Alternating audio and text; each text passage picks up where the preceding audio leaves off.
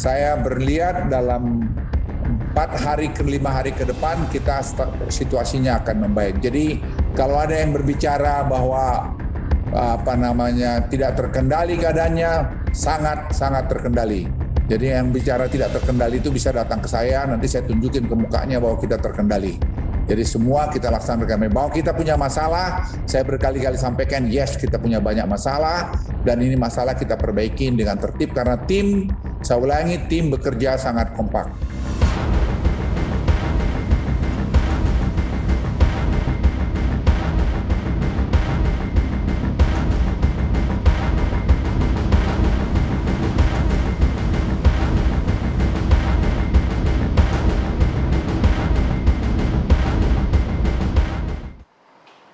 Anda kembali di Dua Sisi pemirsa, dan malam hari ini sudah bergabung bersama saya juga selain Mas Indra tadi juga ada Prof. Musni Umar di studio bersama saya, sosiolog. Selamat malam Prof. Malam. Sehat ya? Sehat. Juga bergabung secara virtual Pak Muhammad Firman Hidayat, staf khusus Menko Kemaritiman dan Investasi. Selamat malam Pak Firman. Selamat malam Mbak Anggi. Ya, Pak Musni nanti bisa digunakan mikrofonnya ya. Pak Firman tadi mungkin sudah sempat mengikuti ya perbincangan saya di segmen sebelumnya dengan Mas Indra, salah seorang pekerja informal. Ya, sudah Mbak. Baik. Apa yang bisa disampaikan Pak Firman? Bagaimana mungkin perwakilan dari pemerintah menanggapi kondisi di lapangan yang dirasakan langsung oleh masyarakat ternyata seperti itu, sulit untuk bertahan hidup? Ya, terima kasih Mbak Anggi. Saya kira kami dari pemerintah juga paham situasi yang dihadapi oleh masyarakat, tetapi yang ingin saya tekankan Mbak Anggi, kalau saya boleh cerita gitu ya, ketika kami mendesain PPKM darurat ini, kasus COVID meningkat sangat tajam, didorong oleh varian Delta yang saya kira penyebarannya jauh lebih tinggi dan jauh lebih cepat dibandingkan dengan varian Alpha. Dan ini penyebarannya sudah kemana-mana gitu kan ya. Dan dihadapkan pada situasi seperti ini Mbak Anggi, saya kira kita sudah belajar selama 1,5 tahun berhadapan dengan pandemi ini. Penurunan mobilitas adalah kunci untuk menurunkan kasus secara signifikan supaya bisa terkendali gitu ya. Dan kalau kita nggak menurunkan mobilitas secara signifikan, ini kasusnya bisa akan terus meningkat dan efeknya dari sisi ekonomi juga akan lebih besar sebenarnya gitu. Tapi sekali lagi memang kami paham dengan situasi yang dihadapi oleh masyarakat. Saya kira semua lelah ya, masyarakat lelah, para prajurit TNI Polri juga lelah, kami juga lelah gitu ya. Tetapi saya kira ini adalah langkah yang memang harus kita lakukan. Nah, pemerintah sendiri juga hadir dengan memberikan bansos seperti tadi yang disampaikan oleh Mbak Anggi gitu ya. Dan mudah-mudahan nanti Mas Indra ini juga masih bisa dapat lagi nih bansos untuk yang di PPKM darurat ini gitu. Nah, selain bansos-bansos yang juga diserahkan oleh Kementerian Sosial, dari pemerintah nanti juga akan ada bantuan beras gitu ya, yang akan diberikan kepada pekerja harian dan pekerja informal seperti Mas Indra ini gitu yang terkena dampak PPKM darurat gitu. Jadi kami akan kerahkan bantuan melalui TNI dan Polri, bantuan beras sebesar 5 kg per bungkus yang tadi alokasinya ditujukan kepada pekerja harian dan itu pekerja informal. Pak Firman? Beberapa ini kan sifatnya donasi ya, bantuan berasnya beberapa sebenarnya udah mulai disalurkan Mbak ke daerah-daerah. Prosedurnya seperti apa Pak? Mungkin misalnya Mas Indra ingin mendapatkan bantuan itu, bagaimana prosedurnya? Mas Indra ini tinggal di mana Mas Indra? Di wilayah Condet. Boleh digunakan mic-nya? Di wilayah Condet ya. Nah misalnya Mas Indra, Pak Firman di wilayah Condet tempat tinggalnya, prosedurnya seperti apa untuk bisa mendapatkan bantuan itu? Jadi untuk penyaluran bantuan beras ini nanti penyalurannya akan diserahkan kepada Polri dan TNI Mbak. Jadi nanti Polri dan TNI akan berkoordinasi dengan pemerintah daerah mengidentifikasi individu-individu mana yang terkena dampak dari PPKM darurat ini. Terutama tadi fokusnya pekerja informal dan pekerja harian. Jadi nanti mudah-mudahan nanti Mas Indra juga bisa diidentifikasi sebagai pekerja yang terkena dampak dan mudah-mudahan bisa segera menerima bantuan beras tadi. Saya mau ke Prof. Musni. Prof, kita mengapresiasi ya walau bagaimanapun juga apa yang dilakukan pemerintah ini kan berupaya untuk menekan penyebaran pandemi, di satu sisi juga berusaha untuk menyelamatkan ekonomi nih Prof. Namun tidak bisa dipungkiri juga kita tidak bisa menutup mata ada orang-orang seperti Mas Indra, dan mungkin ini hanya potret kecil lah, sebagian kecil Mas Indra yang dialami Mas Indra. Mungkin ada banyak lagi yang kondisinya juga serupa Mas Indra. Bagaimana Anda melihat kondisi seperti ini, Prof. Musni? Ya, pertama kita sampaikan apresiasi kepada para petugas kita, Ya. nakes ya, tenaga kesehatan yang berjibaku untuk menyelamatkan jiwa rakyat kita, kemudian juga tentara, polisi ya yang di lapangan. Tetapi kita lebih prihatin lagi pada rakyat kita yang tidak ada pekerjaan.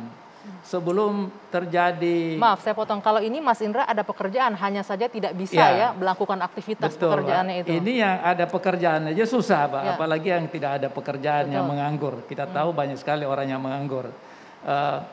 Indra ini adalah potret kecil dari jutaan orang di Indonesia yang seperti itu, yang terkena dampak dari kebijakan ini.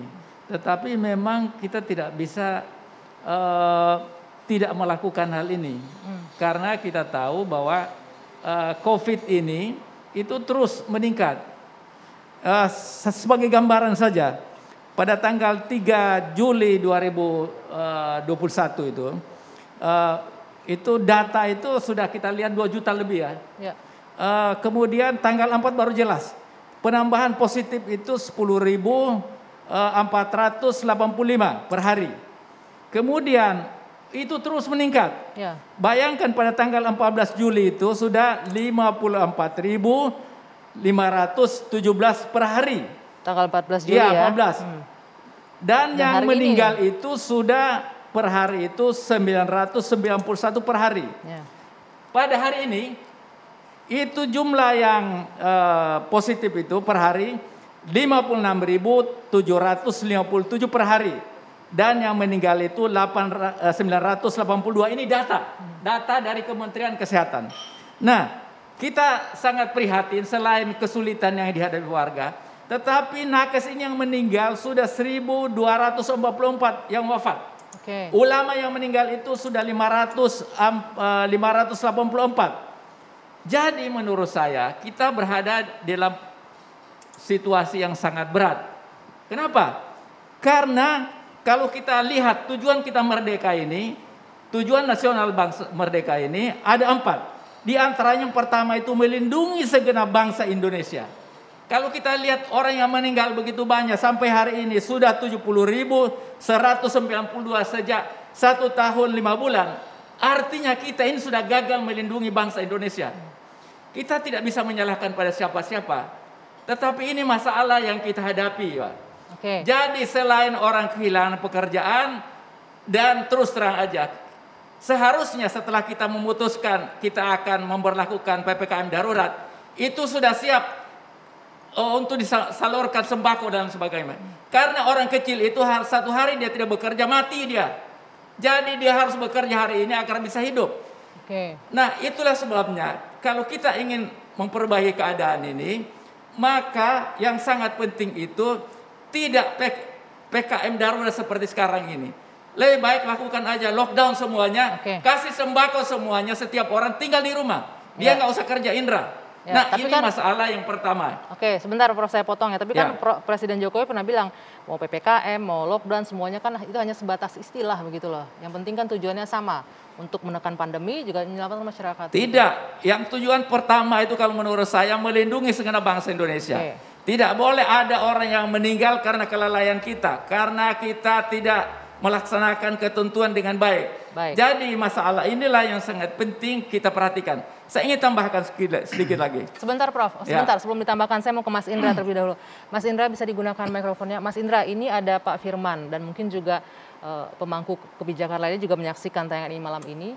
Ada mungkin yang ingin Anda sampaikan tidak untuk pemerintah mengenai kondisi Anda dan juga mengenai rencana PPKM yang akan dilanjutkan atau tidak dan bagaimana kondisi Anda dan teman-teman? Harapannya apa? Ya, harapannya yang disampaikan kepada buat pemerintah. Ya. Banyak sih sebenarnya, Pak. Boleh sebagian kecilnya apa yang mungkin bisa disampaikan malam hari ini? Sebagian ya.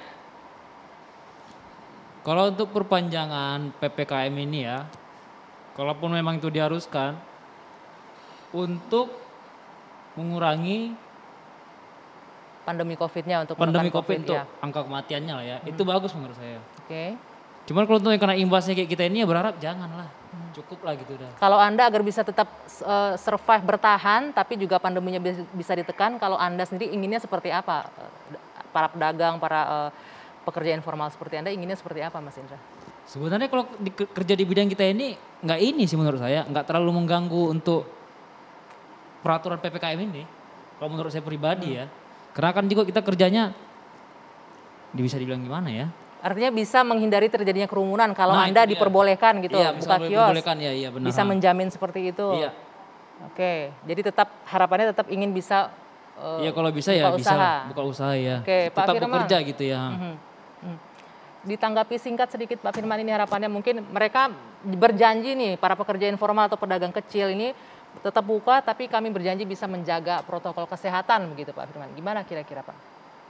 Ya, terima kasih Mas Indra atas masukannya. Kami paham situasi yang dihadapi Mas Indra, gitu ya. Tetapi untuk sementara kami memang perlu melakukan pengetatan dalam rangka menurunkan mobilitas sehingga tadi korban kematian akibat COVID ini bisa kita kendalikan, bisa kita turunkan gitu, Mas Indra. Harapannya Mas Indra nih ya, ketika kita bisa kendalikan mobilitas secara cepat, nih, kasus terkendali juga secara cepat, nanti Mas Indra bisa segera beraktivitas dengan cepat juga gitu kan. Nah, kalau kita nggak melakukannya dengan serius gitu Mas Indra, yang terjadi malah sebaliknya. Kasusnya tetap tinggi, orang juga akhirnya enggan untuk melakukan aktivitas, ekonominya malah pulih lebih lambat, nanti Mas Indra juga yang kesulitan gitu ya. Tetapi kami juga nanti kami pahami, kami akan terus monitoring dan evaluasi penerapan PPKM darurat ini, baik dari sisi mobilitasnya maupun dampaknya terhadap masyarakat kecil Mas Indra.